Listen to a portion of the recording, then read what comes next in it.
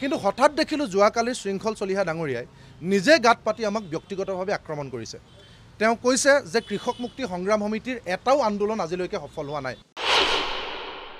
শৃংখল চলিহা ডাঙৰীয়া, আপুনি তেতিয়া শুই আছিলে নাকত তেল দি। পৃথিৱীৰ কোনখন সংবিধানত, অসমৰ কোনখন আইনত কমন মানুহে গুণ্ডা টেক্স ল'ব পাৰে? আপুনি যে গুণ্ডা টেক্স লওঁ বুলি কোৱাৰ পিছতো যে আপুনি যে জেলত নাযায়, আপুনি সেইটো কথাৰ কাৰণে সন্দেহৰ পাত্ৰ হয় নে নহয়? আজি যদি মই কওঁ গুণ্ডা টেক্স ল'ম বুলি, তেতিয়াহ'লে মইতো জেলৰ ভিতৰত থাকিলোহেঁতেন। আপুনি মুখ্যমন্ত্ৰী কোলাত উঠি আছে নে নাই? আপুনি চৰকাৰৰ পোহনীয়া বাঘ হয়নে নহয়? মানে আজি এদিন আগত সাংবাদিকসকলে সুধিছিলে যে উজনি অসমত চলি থকা দুটা আন্দোলন, দুলীয়াজানৰ BN সিং তেল ডিপু আৰু যোৰহাটৰ শেহতীয়াকৈ এটা যি বাংলাদেশী বিৰোধী আন্দোলন, এই আন্দোলন দুটাক লৈ আপোনালোকৰ স্থিতি কি? মই তেতিয়া কৈছিলোঁ যে আচলতে এই আন্দোলন কিছুমানক লৈ মানুহে প্ৰশ্ন কৰে আৰু আমাৰ জাতীয় নেতৃত্ব ইমান পৰ্যায়ত সতৰ্ক হ'ব লাগে যাতে মানুহে প্ৰশ্ন উঠাব নোৱাৰে। এই বুলি কৈ মই কৈছিলোঁ যে কিছুমান আন্দোলনক আজিকালি বহু মানুহে পে এণ্ড ইউজ আন্দোলন বুলি ক'বলৈ ওলাইছে। আৰু মই এই কথাটো কৈছিলোঁ যে আজিৰ দিনটোত প্ৰকৃত শিল্পীৰ আদৰ কম আৰু কৰিশ্মা নাথ আৰু চুকুৰ আলী নিচিনা মানুহৰে সমাজত সন্মান বেছি। সেই কথাকেইটা মই ক'লোঁ, কিন্তু মই কাৰো নামো কোৱা নাছিলোঁ আৰু মই কোনো সংগঠনৰ নাম, কোনো নেতাৰ নাম লোৱা নাছিলোঁ। কিন্তু হঠাৎ দেখিলোঁ যোৱাকালি শৃংখল চলিহা ডাঙৰীয়াই নিজে গাত পাতি আমাক ব্যক্তিগতভাৱে আক্ৰমণ কৰিছে। তেওঁ কৈছে যে কৃষক মুক্তি সংগ্ৰাম সমিতিৰ এটাও আন্দোলন আজিলৈকে সফল হোৱা নাই। দ্বিতীয়তে তেওঁ কৈছে যে বিদ্যুৎ শইকীয়াৰ কোনটো আন্দোলন সফল হৈছে আপোনালোকে দেখুৱাই দিয়ক। মই স্পষ্টভাৱে ক'ব বিচাৰিছোঁ, তেওঁ কোৱা নদীবান্ধ আন্দোলন সফল নোহোৱা বুলি কৈছে।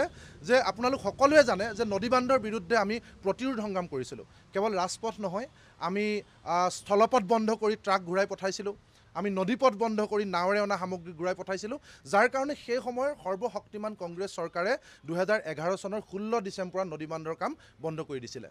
তাৰপাছত আমাৰ নেতৃত্বক যেতিয়া জেলত দিয়াৰ পিছত পাছ দুৱাৰেদি তেওঁলোকে নদীবান্ধৰ কাম সম্পূৰ্ণ কৰিছিল। আৰু আমাৰ নেতৃত্বক জেলত ৰাখিয়ে সেই সময়ত কৰা আৰু এটা আমি কাম, ৰহা আৰু বিজনীৰ দৰে টোলগেট বন্ধ কৰিছিলোঁ, সেই টোলগেট খুলি দিছিলে। এই কথা বতৰাবিলাক শৃংখল চলিহাই জানে নে নাজানে? দ্বিতীয়তে তেওঁ কৈছিল যে ভূমিপট্টা কিমান মানুহক দিলে। শৃংখল চলিহা ডাঙৰীয়া, আপুনি তেতিয়া শুই আছিলে নাকত তেল দি।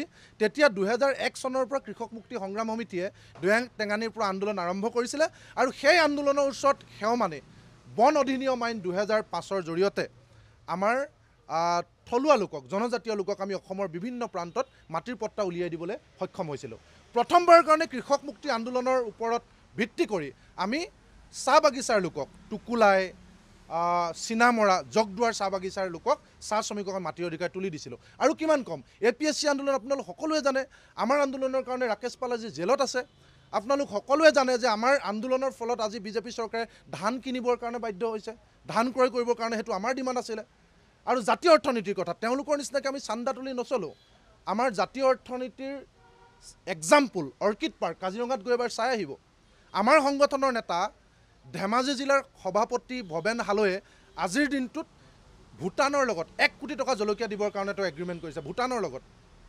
আমাৰ সংগঠনৰ নগাঁও জিলাৰ সাধাৰণ সম্পাদক জিতেন বৰা ডাঙৰীয়াই আজি ৰাজ্যিক পুৰস্কাৰ পাইছে আদৰ্শ কৃষক। মাজুলী জিলাৰ কৃষক মুক্তিৰ সম্পাদকে ৰাজস্থান আৰু জম্মু কাশ্মীৰলৈ তেওঁ আলু আৰু ৰঙা চাউল পঠায়। চৰাইদেউ জিলাৰ উপসভাপতি ৰবীন ভৰালীয়ে তেওঁ মহৰ শিঙৰ পেঁপা ৰাষ্ট্ৰীয় আন্তঃৰাষ্ট্ৰীয় পৰ্যায়লৈ পঠিয়াইছে। গতিকে আমি হাৱাত সংগঠন কৰা মানুহ নহয়। শৃংখল চলিহা ডাঙৰীয়াক মই সুধিব বিচাৰিছোঁ, আপোনালোকে যে আমাৰ উমানন্দ মুদৈ মৰাণৰ কথা কৈছে যে আপোনালোকৰ এজন নেতাই 20 লাখ টকা খাই জেলত গৈছে। মই আপোনাক সুধিব বিচাৰিছোঁ যে উমানন্দ মুদৈ মৰাণক যে গ্ৰেপ্তাৰ কৰিছে পুলিচে, আপোনালোকে চাব 20 মে'ত, আৰু আমি তেওঁক এক্সপেল কৰিছোঁ 11 মে'ত। অৰ্থাৎ আমাৰ নিচিনা গণসংগঠন এটাত এজন মানুহ আহিছে, ধৰা পৰিছে, তেওঁ 2 নম্বৰী মানুহ, আমি গ্ৰেপ্তাৰ কৰাৰ আগতে তেওঁক এক্সপেল কৰিছোঁ। কিন্তু মই আপোনাক সুধিছোঁ, আপুনি যে মুকলিকৈ যে গুণ্ডা টেক্স লওঁ বুলি কয়, পৃথিৱীৰ কোনখন সংবিধানত, অসমৰ কোনখন আইনত কমন মানুহে গুণ্ডা টেক্স ল'ব পাৰে? আপুনি যে গুণ্ডা টেক্স লওঁ বুলি কোৱাৰ পিছতো যে আপুনি যে জেলত নাযায়, আপুনি সেইটো কথাৰ কাৰণে সন্দেহৰ পাত্ৰ হয়নে নহয়? আজি যদি মই কওঁ গুণ্ডা টেক্স ল'ম বুলি, তেতিয়াহ'লে মইতো জেলৰ ভিতৰত থাকিলোহেঁতেন। আপুনি মুখ্যমন্ত্ৰী কোলাত উঠি আছে নে নাই? আপুনি চৰকাৰৰ পোহনীয়া বাঘ হয়নে নহয়? আপুনি যে আমাক আঙুলি টুৱাইছে, আপোনাৰ সংগঠনৰ মুখ্য এগৰাকী নেতাই ডাম্পাৰ কেলেংকাৰী আছিলে। মই আপোনাক দেখাইছোঁ, উমানন্দ মুদৈ মৰাণৰ বিৰুদ্ধে আমাৰ series of show' cause notice আৰু ৰিপ্লাই আছে।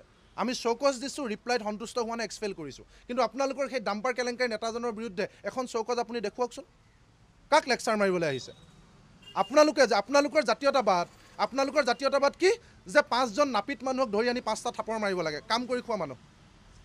আপোনালোকৰ জাতীয়তাবাদ কি হাজিৰা কৰিবলৈ যোৱা হাজিৰা কৰা মানুহকেইজনক নামনি অসমৰ কাণত ধৰি আঁঠু কঢ়াই থ'ব লাগে। কিন্তু যেতিয়া হিম্মত সিংকাৰ বিল্ডিংটো ভাঙিবৰ কাৰণে আমি শিলাকুট আন্দোলন কৰোঁ, তেতিয়া আপোনালোক নাকত তেল দি শুই থাকে। গৌতম আদানীৰ পুতেক জিত আদানী যেতিয়া ধুবুৰীত আমাৰ হাজাৰ হাজাৰ বিঘা মাটি কাঢ়ি ল'বলৈ আহিছে, আমি তাত আন্দোলন কৰিছোঁ। আন্দোলন কৰি আমি তাত ঘূৰাই পঠাইছোঁ। আমি যেতিয়া নগাই বন্দুক লৈ আহি অসমৰ মাটি কাঢ়ি ল'বলৈ আহিছে, অসমৰ স্বাভিমান, আমাৰ কৃষকৰ ভূমি, আমি যুদ্ধ কৰি আমি নাগালেণ্ডৰ পৰা ঘূৰাই লৈছোঁ। কিন্তু আমাৰ জাতীয়তাবাদ সেই জাতীয়তাবাদ। আমি অশোক সিংগালক চকুত হৈ কৈছোঁ, তুমি অনা অসমীয়াৰ বিল্ডিং ৰক্ষণাবেক্ষণ দিব নোৱাৰিবা। আমাৰ আন্দোলনৰ ভিত্তিত জয়ন্ত মল্ল বৰুৱা ডাঙৰীয়া জিঞ্জাৰ ভাঙিম বুলি মাজে মাজে মিডিয়াত কয়। তোমালোকে দুটামান সৰু সৰু মানুহক দুটা থাপৰ মাৰি সেয়া যদি তোমালোকৰ বীৰত্ব, তেতিয়াহ'লে সেই বীৰত্বক আমি দূৰৰ পৰাই নমস্কাৰ শৃংখল চলিহা। আপোনালোকৰ নিচিনা সৰু সৰু মানুহক বলে নোৱাৰা শিলক আপোনালোকে পৰি নমস্কাৰ কৰে।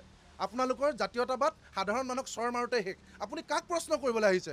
মই আপোনাক সুধিছোঁ, আপুনি অলপ দিনৰ আগত এতিয়া যেনেকৈ আজাদ চৌধুৰীক বাংলাদেশী বুলি কৈছে, আজি কেইমাহমানৰ আগত আপোনালোকে আপোনাৰ নেতৃত্বত উজনি অসমৰ প্ৰত্যেকটো ইটা ভাটাত আপুনি মিয়া শ্ৰমিক বিচাৰি ফুৰিছিলে, বাংলাদেশী শ্ৰমিক বুলি কয়। চব ইটা ভাটাত গৈ মানুহ উলিয়াই আনি আপুনি নামনি অসমলৈ খেদাই পঠাইছিলে। তাৰপিছত হঠাৎ আমি তেতিয়াই কৈছিলোঁ যে এইবিলাক বাংলাদেশী হয় নে নহয় আপোনাৰ চোৱাৰ দায়িত্ব ক'ত? পুলিচে কৰিব। কিন্তু আপুনি বাবা ল'বৰ কাৰণে, আপুনি পাব্লিচিটি ষ্টাণ্ট ল'বৰ কাৰণে আপুনি নিজেই গৈ আপোনাৰ জাতীয়তাবাদী চৰিত্ৰ দেখুৱাই আপুনি ইটা ভাটাৰ পৰা ধৰি আনি নামনি অসমলৈ পঠাই দিছিলে। কিন্তু সেই শ্ৰমিকসকল আকৌ ঘূৰি আহি এতিয়া ইটা ভাটাত কাম কৰি আছে। কিন্তু মানুহে কৈছে আপোনাৰ মাতটো বন্ধ এতিয়া, আপুনি কিয় নিমাত? নে ইটা ভাটাৰ মালিকৰ লগত কিবা মেনেজ হ'ল? আজি লেটেষ্ট মই কৈ আছোঁ, আৰু কম নেকি?